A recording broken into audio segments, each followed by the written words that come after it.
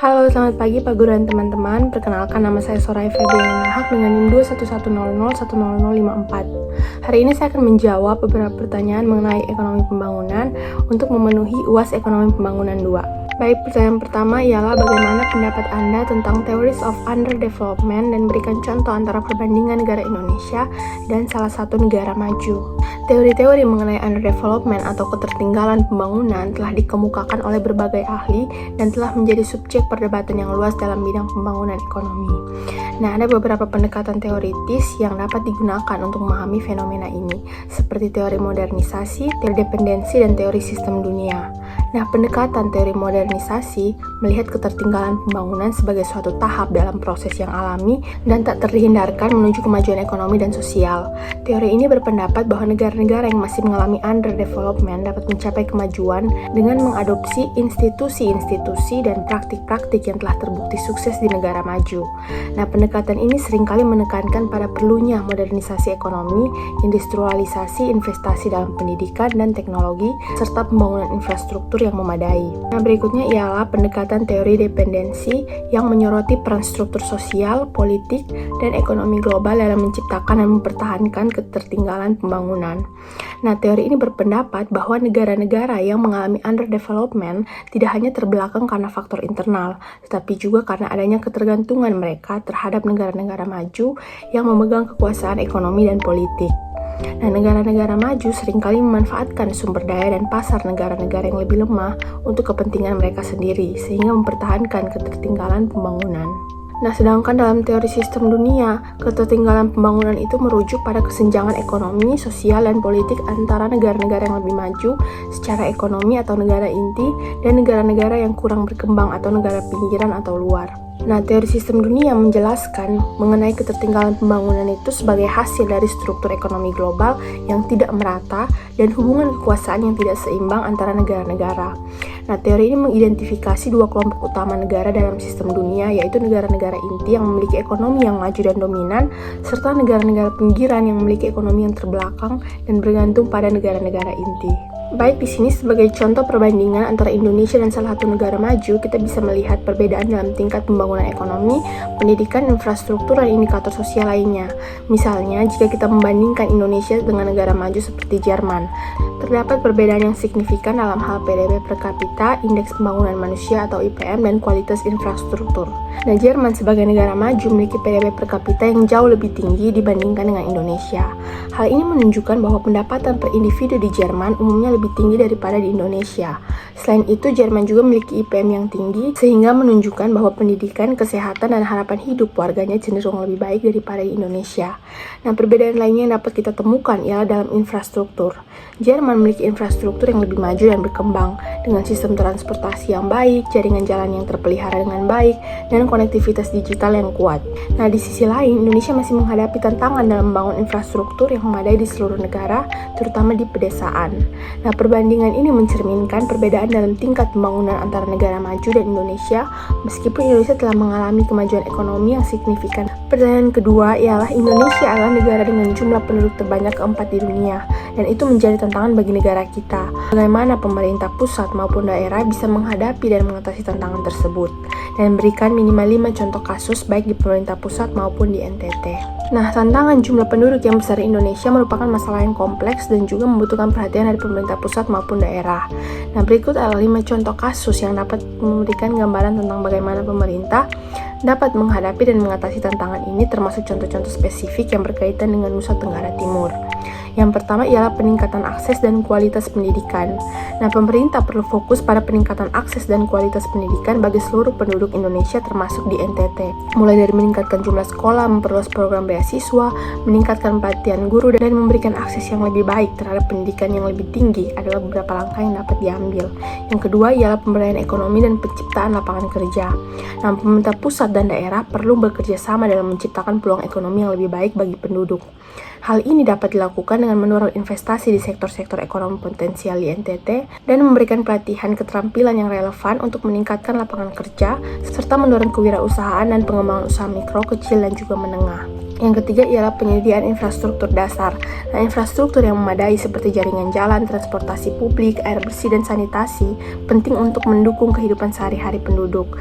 Nah, pemerintah perlu fokus pada pembangunan dan perbaikan infrastruktur dasar di NTT, termasuk memperluas jaringan jalan, meningkatkan aksesibilitas ke desa-desa terpencil, dan meningkatkan penyediaan air bersih dan juga sanitasi. Dan yang keempat ialah kesehatan dan pelayanan medis. Nah, pemerintah harus mengupayakan peningkatan akses terhadap pelayanan kesehatan yang berkualitas di NTT. Hal ini melibatkan peningkatan jumlah fasilitas kesehatan, peningkatan kualitas layanan medis, peningkatan akses terhadap obat-obatan, dan juga memberikan pendidikan kesehatan kepada masyarakat. Yang kelima ialah pengembangan pariwisata berkelanjutan. Nah, NTT memiliki potensi besar dalam sektor pariwisata. Dan pemerintah pusat dan daerah pun perlu bekerja sama untuk mengembangkan pariwisata berkelanjutan di NTT melalui pengembangan infrastruktur pariwisata yang mendukung, perlindungan lingkungan, promosi wisata yang efektif, dan pelatihan keterampilan bagi tenaga kerja di sektor pariwisata. Pertanyaan yang ketiga ialah jelaskan minimal 5 permasalahan yang dialami Indonesia menyangkut dengan pertumbuhan ekonomi, kemiskinan, dan juga distribusi pendapatan. 5 permasalahan yang sering dihadapi oleh Indonesia dalam konteks pertumbuhan ekonomi, kemiskinan, dan distribusi pendapatan meliputi yang pertama ialah pertumbuhan ekonomi yang tidak merata.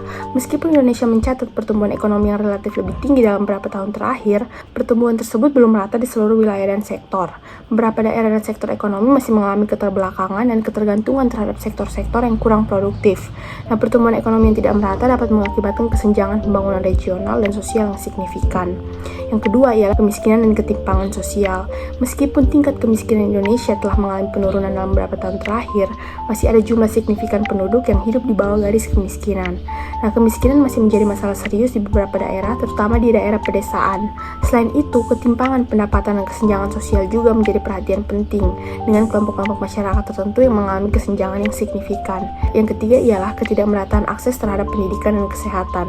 Meskipun telah ada peningkatan akses terhadap pendidikan dan kesehatan di Indonesia, ketidakmerataan masih menjadi permasalahan yang signifikan karena beberapa daerah, terutama daerah terpencil dan terisolasi, masih mengalami keterbatasan akses terhadap pendidikan yang berkualitas dan juga fasilitas kesehatan yang memadai, sehingga hal ini dapat menyebabkan kesenjangan pendidikan dan kesehatan antar wilayah dan kelompok masyarakat.